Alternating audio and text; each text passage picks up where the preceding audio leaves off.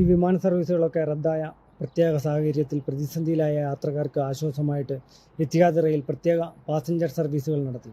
അങ്ങ് സൗദി അതിർത്തിയിൽ നിന്നും ഇനി അബുദാബി വരെ. പ്രത്യേകത എന്തെന്നോ, ഈ റൂട്ടിൽ ഇതുവരെ ഔദ്യോഗികമായിട്ട് സർവീസ് തുടങ്ങിയിട്ടുമില്ല, ഉദ്ഘാടനമൊട്ട് നടന്നിട്ടുമില്ല. എന്നാലും അടിയന്തര സാഹചര്യങ്ങളെ നേരിടാൻ നടത്തിയ ട്രെയിൻ സർവീസ് രാജ്യത്തിൻ്റെ തയ്യാറെടുപ്പും സംവിധാനങ്ങളും എത്രത്തോളം ശക്തമാണെന്ന് തെളിയിക്കുന്നു അല്ലേ? പ്ലാൻ എയും പ്ലാൻ ബിയും എല്ലാം സജ്ജമാക്കി ജനങ്ങളുടെ സുരക്ഷ ഉറപ്പാക്കുന്ന ഭരണാധികാരികളുള്ള ഈ നാട് എല്ലായ്പ്പോഴത്തെയും പോലെ ഇപ്പോഴും ഞങ്ങൾ നിങ്ങളോടൊപ്പം എന്ന സന്ദേശവും നൽകി ജനങ്ങളുടെ ഇടയിലും. ഇവിടെ ലഭിക്കുന്ന ഒരു സുരക്ഷിതത്വം ഉണ്ടല്ലോ. രാത്രിയിൽ 12 മണിക്കോ 2 മണിക്കോ ജോലിയും കഴിഞ്ഞ് റോഡിൽ കൂടി നടക്കുന്ന സ്ത്രീകൾ ഉൾപ്പെടെയുള്ള ബഹുജനങ്ങൾ, അതൊക്കെ പറഞ്ഞറിയിക്കാൻ പറ്റാത്ത, അനുഭവിച്ചറിയേണ്ട ഒരു സത്യം തന്നെയാണ്.